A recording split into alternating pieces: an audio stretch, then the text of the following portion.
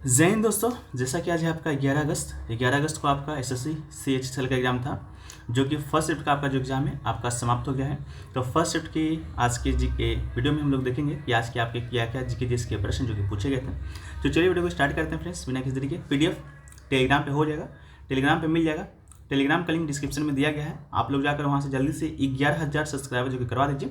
आपका 10,900 सब्सक्राइबर जो कि हो चुका है, तो आप लोग जल्दी जल्दी जाइए और 11,000 सब्सक्राइबर करा दीजिए। ठीक है, आप लोग के लिए जो PDF है आज तक आपको वहीं पर भेज दिया जाएगा। ठीक है, तो देखिए पहला जो प्रश्न पूछा गया था, चड़ी नृत्य किस राज्य से संबंधित है। ठीक है, तो चड़ी नृत्य की बात करेंगे तो ये दोस्तों आपका राजस्थान, इसका राइट आंसर हो जाएगा। ठीक है, ये महिलाओं के द्वारा किया जाने वाला क्या है, तो सामूहिक लोक नृत्य। ठीक है, ये भी आपसे पूछा जाएगा कि राजस्थान में महिलाओं के द्वारा किया जाने वाला कौन सा सामूहिक लोक नृत्य है। ऑप्शन में आपका चड़ी दिया रहेगा तो आपका राइट आंसर हो जाएगा। इस तरह से भी आपको सोचना है। ठीक है, इसके अलावा इसके प्रसिद्ध नृत्यंगना की पूछेंगे तो फल्गुबाई। ठीक है, फल्गुबाई दोस्तों आपका इसका राइट आंसर हो जाएगा। इसके अलावा राजस्थान से संबंधित आपका एक और नृत्य कालबेलिया। ठीक है, जिसे कि सपेरा आपका सपेरा नृत्य भी कहते हैं, गुलाबो सपेरा नृत्य भी कहते हैं, उसको भी आप लोग याद रखिएगा। घूमर, ये भी दोस्तों आपका राजस्थान में ही किया जाता है। ठीक है, चलिए वीडियो में आगे बढ़ते हैं। इससे पहले दोस्तों आपको बता दें कि जैसा कि अब तो आपका एसएससी CHSL का एग्जाम है जो कि आपका समाप्त होने वाला है, बस 2 दिन का एग्जाम और बच गया है।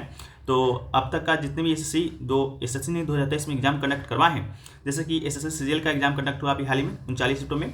MTS का 2022 का जो एग्जाम था 57 शिफ्टों में। 23 का एग्जाम आपका सितंबर में होगा। CHSL का 2022 का एग्जाम 36 शिफ्टों में, और CHSL 2023 का एग्जाम जो कि अभी चल रहा है 2 दिन के बाद समाप्त हो जाएगा। उन सभी का एक कंबाइंड PDF अगर आप लेना चाहते हैं, ठीक है, सभी प्रश्नों के साथ आपके इंपॉर्टेंट एक्स्ट्रा फैक्ट्स रहेंगे। मात्र 59 रुपये के न्यूनतम शुल्क पर इसे प्राप्त कर सकते हैं। व्हाट्सएप नंबर दिए गए हैं, तो उनमें से किसी एक नंबर पर मैसेज करके जीके जीएस करंट अफेयर्स के प्रश्न आपके शामिल रहेंगे। ये जो PDF है आपके आगामी एग्जाम के लिए बहुत ही महत्वपूर्ण होने वाला है। ऐसा हम नहीं, ऐसा स्टूडेंट का रिव्यू करते हैं जो स्टूडेंट आपका PDF ले चुके हैं और एग्जाम देकर आते हैं। जैसा कि एक यहाँ पर लिखे हैं, भाई आपकी वजह से SSC CGL 15 क्वेश्चन सही हो गए हैं, ये दोस्तों है। इसके अलावा यहाँ पर है कि मुझे बहुत ज़्यादा फायदा हुआ है, और जो आपने एक्स्ट्रा फैक्ट दिया है उसमें से बहुत सारे BSF एग्जाम में क्वेश्चन आए हैं। ठीक है, ये PDF तो आपके SSC एग्जाम के लिए बनाया गया था, लेकिन BSF एग्जाम में भी क्वेश्चन आपका आ जाता है, तो ये तो अच्छी बात है। इसके अलावा और भी है, जैसे कि आपका है कि आपकी PDF से बहुत ज़्यादा क्वेश्चन आते हैं, इस प्रकार करके है। कल हमने कुछ स्टूडेंट का रिव्यू भी मांगा था। ठीक है, इसके अलावा कल का ये कि 42वां संविधान संशोधन से आया था, IPL 2023 से आया था। इसके बाद 2011 से पूरे जनगणना आपके 4 क्वेश्चन PDF से ही थे। ठीक है, तो इस प्रकार का रिव्यू जो कि स्टूडेंट के द्वारा दिया गया है, तो आप लोग भी चाहें तो ले सकते हैं और लाभ उठा सकते हैं। ठीक है, तो देखिए सेकंड जो क्वेश्चन पूछा गया था आपका, साइमन कमीशन के विरोध में किस स्वतंत्रता सेनानी का मृत्यु हो गया था। ठीक है, ये बात आप लोग जानते होंगे कि साइमन कमीशन जब भारत वापस आया था 30 अक्टूबर 1928 को, तो लाला लाजपत राय ने इसका विरोध किया था। ठीक है, विरोध क्यों किया था, क्योंकि ये आपका जो कमीशन आया था भारतीयों के लिए, लेकिन इसमें एक भी भारतीय नहीं था। ठीक है, इसलिए लाला लाजपत राय पंजाब में आपका इसका क्या करते हैं, विरोध करते हैं। विरोध के दौरान आपका क्या होता है, विरोध तो करते हैं अहिंसक, लेकिन क्या होता है कि जो वहाँ के जो पुलिस वाले होते हैं उसे हिंसक रूप में देते हैं और उन पर लाठीचार्ज बरसा देते हैं। ठीक है, तो लाठीचार्ज बरसाते हैं लाला लाजपत राय जी के ऊपर 17 नवंबर 1928 को। ठीक है, उसके बाद उसके कुछ समय बाद ही या कुछ दिन बाद ही उनकी मृत्यु हो जाता है, तो लाला लाजपत राय आपका राइट आंसर हो जाएगा। ठीक है, इसको भी आप लोग याद कर लीजिएगा। डेट आपका 17 नवंबर 1928 को लाठीचार्ज हुआ था। 30 अक्टूबर 1928 को आपका साइमन कमीशन भारत आया था, लाहौर का दौरा किया था। भारत पहले ही आ गया था। ठीक है, मुंबई आया था, इसके बाद लाहौर गया, इसके बाद और भी जगह गए थे जहाँ जहाँ अपना जो ब्रिटिश साम्राज्य था वो आपने स्थापित किए थे। ठीक है, नेक्स्ट क्वेश्चन पूछा गया, रबी की जो फसल है डैश तक बोई जाती है, महीना आपसे पूछा गया था, तो अक्टूबर से दिसंबर एक ऑप्शन दिया गया था, जो कि बिल्कुल राइट आंसर था। ठीक है, रबी की जो फसल है आपका अक्टूबर से दिसंबर तक में बोया जाता है। ठीक है, इसके अलावा इसकी जो कटाई है आपका अप्रैल से जून में होता है। ठीक है, अप्रैल से जून में आपका इसका कटाई होता है। इसके कुछ प्रमुख फसल को देखें तो गेहूं हो जाएगा, जौ हो जाएगा, मटर हो जाएगा, चना हो जाएगा और सरसों हो जाएगा। ठीक है, इसके अलावा आपको भारत में मालूम होगा 3 प्रकार के जो फसलें हैं आपके पाई जाती हैं।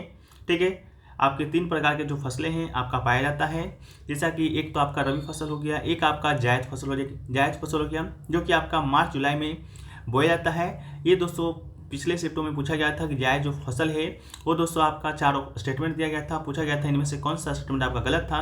रबी फसल के बाद बोया जाता है या खरीफ फसल के पहले बोया जाता है या रबी और खरीफ के फसल को बीच में बोया जाता है, तो इसका राइट आंसर रबी और खरीफ फसल के बीच में बोया जाता है। ठीक है, इसके कुछ प्रमुख सब्जियों की बात करेंगे तो आपके ककड़ी हो गया, जो आपके तरबूज हो गए, ये सभी दोस्तों आपका क्या है, जायद फसल हैं। ठीक है, इसके अलावा खरीफ फसल की बात करेंगे तो जून और जुलाई में दोस्तों आपका बोया जाता है। कांटा आपका अक्टूबर नवंबर में ही जाता है। इस मौसम में उगाई जाने वाली प्रमुख फसल की बात करेंगे तो धान हो जाएगा, मक्का हो जाएगा।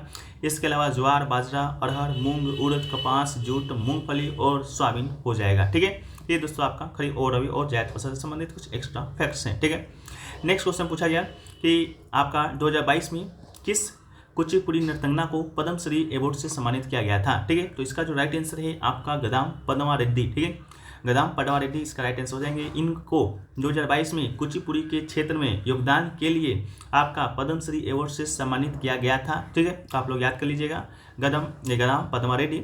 इसके अलावा कुचिपुड़ी की बात करेंगे तो ये आप लोग को मालूम होगा कहाँ का शास्त्रीय नृत्य है, तो आपका आंध्र प्रदेश का शास्त्रीय नृत्य है। ठीक है, नेक्स्ट क्वेश्चन पूछा गया था द्वैत शासन प्रणाली की शुरुआत किसने किया था। ठीक है, तो शुरुआत आपसे नहीं पूछा गया था समाप्त कब हुआ था द्वैत शासन प्रणाली ईस्ट इंडिया कंपनी के द्वारा। ठीक है, तो समाप्त से पहले हम लोग शुरुआत को देखें तो द्वैत शासन प्रणाली का जो शुरुआत है आपका होता है 1765 में। ठीक है, 1765 में आपका द्वैत शासन प्रणाली का शुरुआत होता है रॉबर्ट क्लाइव के द्वारा। ठीक है, बंगाल में रॉबर्ट जो क्लाइव है 1757 से 1707 तक आपका गवर्नर रहता है बंगाल का। इसके बाद पुनः दोबारा आपका 1765 से 1767 तक बंगाल का गवर्नर बनता है।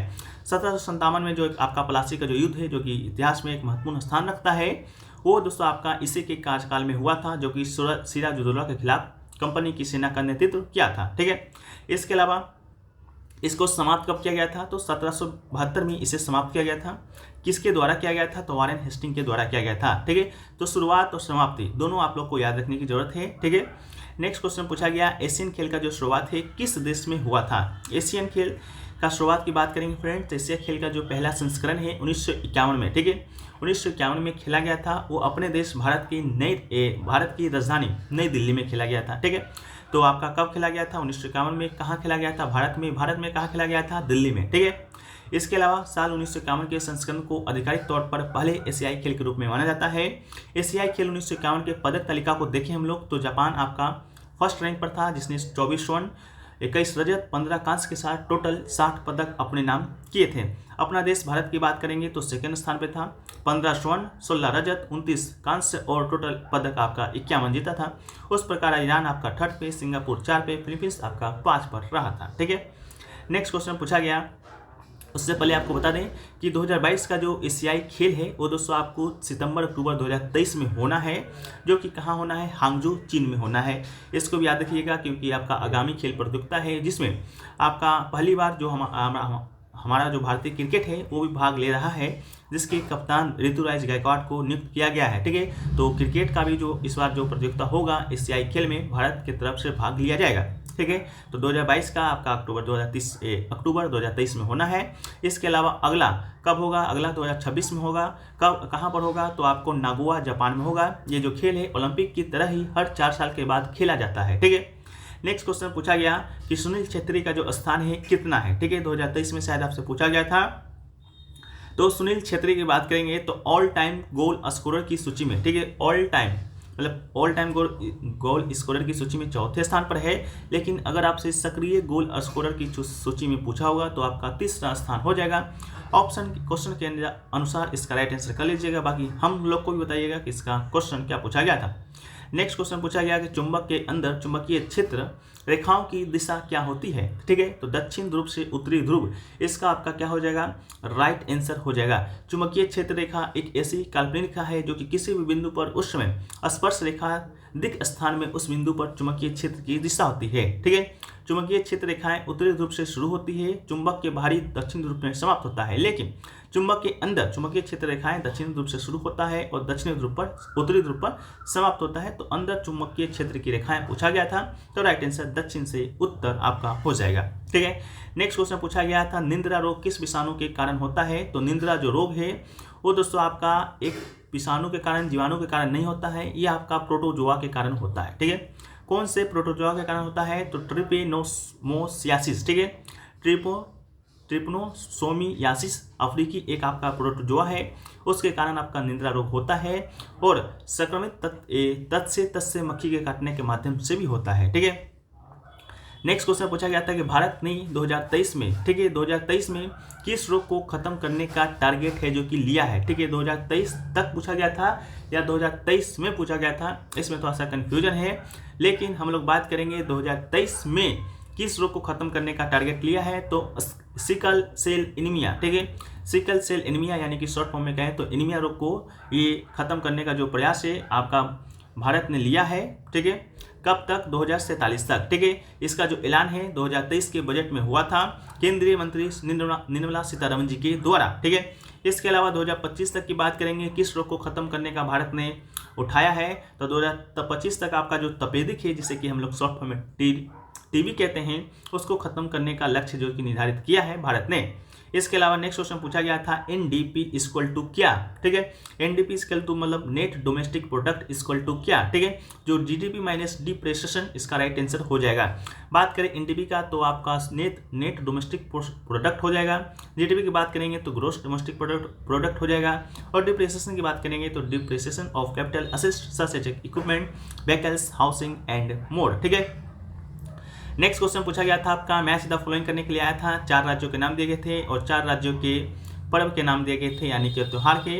उसमें से 2 राज्य और 2 पर्व के नाम हमें मिले हैं। तो एक है आपका छठ पूजा जो कि आपका बिहार में मनाया जाता है, एक है आपका बिहू जो कि आपका असम में मनाया जाता है।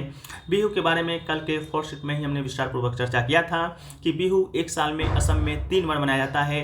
माघ बिहू का एक काटे बिहू और इस प्रकार करके एक रोंगाली बिहू, ठीक है। तो 3 प्रकार करके असम में साल में 3 बार मनाया जाता है, ठीक है। कल ही क्वेश्चन में पूछा गया था बिहू वाला, तो जो लोग भी 3rd शिफ्ट के वीडियो में देख के गए होंगे ऐसे तो ये क्वेश्चन ही बहुत ही लो क्वालिटी का है कि बिहू कहाँ मनाया जाता है, असम में मनाया जाता है। बस याद आपको क्या रखना है, याद ये रखना है कि बिहू असम का एक पर्व भी है और एक आपका नृत्य भी है, ठीक है। बाकी 2 ऑप्शन और 2 क्वेश्चन आपके क्या दिए गए थे आप लोग कॉमेंट सेक्शन में लिखते चलिएगा। नेक्स्ट क्वेश्चन पूछा गया रामानंद वी राघवन किस वाद्य यंत्र से संबंधित है, ठीक है। तो रामानंद वी राघवन की बात करेंगे तो इनका जो जन्म है तमिलनाडु दक्षिण भारत में हुआ था और ये आपके क्या है तो मृदगम वादक हैं, तो राइट आंसर आपका मृदगम हो जाएगा। इसके साथ ही साथ ये कौन से गायक हैं, तो आपके कर्नाटक संगीत के गायक हैं। इसके अलावा 1970 से 1975 तक वेस्टलैंड विश्वविद्यालय में artist in residence in music group में काम किया है। फिर 1988 से 2000 से दक्षिण भारतीय ढोल बजाना सिखाया है, ठीक है। इसके अलावा हम लोग कुछ प्रमुख वाद्य यंत्र को बात करेंगे तो बांसुरी वादक कौन है, हरिप्रसाद चौरसिया जी हैं। संतूर संगीतकार पंडित श्री कुमार शर्मा कल पूछा गया है। तबला वादक जाकिर हुसैन कल 3rd शिफ्ट में पूछा गया है। सरोद संगीतकार अमजद अली खां है। शहनाई संगीतकार बिस्मिल्लाह खां है। सितार वादक पंडित रविशंकर है। सरंगी संगीतकार पंडित राम नारायण है। रुद्रवीणा उस्ताद असद अली खां है। मृदगम आपके रामानंद वी राघवन है। घटम ये आपका पूछा जाएगा TH विनायकरम, आपका पक्का 2 दिन बचा हुआ है, किसी न किसी दिन आपका ये पक्का पूछा जाएगा, ठीक है। नेक्स्ट क्वेश्चन देखिए पूछा गया था अनुच्छेद 21 से संबंधित, ठीक है। क्वेश्चन क्या पूछा गया था इसका अनुमान अभी तक नहीं लग पाया है, लेकिन अनुच्छेद 21 को हम लोग डिटेल पूर्वक देखें तो अनुच्छेद जो 21 के अनुसार हमें क्या प्रावधान किया गया है भारतीय संविधान में हमारे लिए, वो है जीवन और व्यक्तिगत स्वतंत्रता की सुरक्षा। कानून के द्वारा स्थापित प्रक्रिया के अलावा किसी भी व्यक्ति को उसके जीवन या व्यक्तिगत स्वतंत्रता से वंचित है जो कि नहीं किया जाएगा। ये आपका मौलिक अधिकार प्रत्येक व्यक्ति, नागरिकों, विदेशियों के लिए समान रूप से उपलब्ध हैं। इसके अलावा अनुच्छेद 21 में 2 अधिकार प्रदान किए गए हैं। एक तो आपका है जीवन जीने का अधिकार। जीवन जीने के अधिकार के साथ दूसरा जो अधिकार है वो है आपका व्यक्तिगत स्वतंत्रता का अधिकार, ठीक है। अनुच्छेद 21 द्वारा प्रदान किया गया मौलिक अधिकार सबसे महत्वपूर्ण अधिकारों में से एक है जिसकी गारंटी है जो कि संविधान देता है, ठीक है। इसके अलावा न्यायालय ने पहले के निर्णय के आधार पर अधिकार की एक सूची दिया है जो कि अनुच्छेद 21 में शामिल है। उनमें से आपको भी पढ़ना चाहिए, आपको भी अपना अधिकार है जो कि मालूम होना चाहिए। उसके लिए उस सूची को हमने इस वीडियो में शामिल किया है।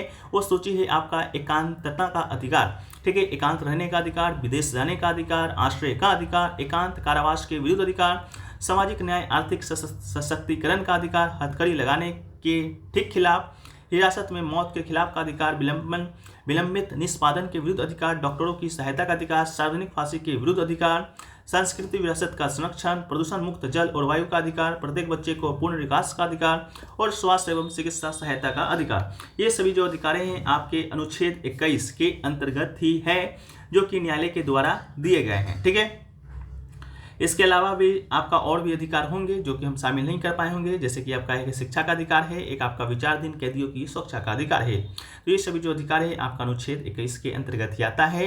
शिक्षा का अधिकार की बात करेंगे हम लोग तो ये दोस्तों आपका अनुच्छेद 21A के अंतर्गत आता है जो कि 2002 में आपका जोड़ा गया था 86वां संविधान संशोधन के माध्यम से, ठीक है। इससे संबंधित शायद आज क्वेश्चन भी आए थे, क्वेश्चन का लैंग्वेज ठीक से मिल नहीं पाया है तो आप लोग कमेंट सेक्शन में बता दीजिएगा। एक शायद स्टूडेंट बोल रहे थे 42वां अमेंडमेंट से भी आया है, तो क्या आया है आप लोग बताइएगा। 42वां अमेंडमेंट से, ठीक है। इसके अलावा एक आपका आया था तृतीय क्षेत्र से इनमें से कौन सा शामिल है, ठीक है। तृतीय क्षेत्र से आपका आया था इनमें से कौन सा आपका शामिल है, तो शायद ऑप्शन में होटल रेस्टोरेंट दिया गया था, वही आपका राइट आंसर था। तृतीय क्षेत्र की बात करेंगे हम लोग थोड़ा सा, तो तृतीय क्षेत्र प्राथमिक और द्वितीय क्षेत्रों को सहायता प्रदान करता है। यह उत्पादन प्रक्रिया के लिए भी सहायता प्रदान करता है। तृतीय क्षेत्र को सेवा क्षेत्र भी कहा जाता है। तृतीय सहकारी समितियों में वित्तीय कंपनी आ जाती है, परिवहन आ जाता है, सहकारी संस्था आ जाता है, स्वास्थ्य सेवा कंपनी आ जाती है, परामर्श आ जाता है, खुदरा व्यापार आदि इसमें शामिल होता है। इसके अलावा आप लोग बताइएगा कमेंट सेक्शन में कि आपके ऑप्शन में क्या दिया गया था तृतीय क्षेत्र से संबंधित, ठीक है। नेटवर्क, बीमा, संचार, व्यापार, ये सभी आपके तृतीय क्षेत्र में ही आते हैं, ठीक है। तो फ्रेंड्स, ये सभी आज के आपके फर्स्ट में पूछे गए थे, जो कि 100% रियल क्वेश्चन है। बाकी नेक्स्ट शिफ्ट का जो वीडियो है आपको मिलेगा, तो चैनल को सब्सक्राइब कर लीजिए। वीडियो अगर अच्छा लगा है वीडियो को लाइक कर दीजिए, चैनल पर नए चैनल को सब्सक्राइब। और अगर पीडीएफ लेना चाहते हैं एसएससी द्वारा 2023 में जितने एग्जाम कंडक्ट हुए हैं, जो कि आपके आगामी एग्जाम के लिए जैसे कि एमटीएस का एग्जाम होना है, उसके लिए बहुत ही अति महत्वपूर्ण है, ठीक है। मिलते हैं हम लोग नेक्स्ट वीडियो में, जब तक के लिए जय हिंद, जय भारत, वंदे मातरम।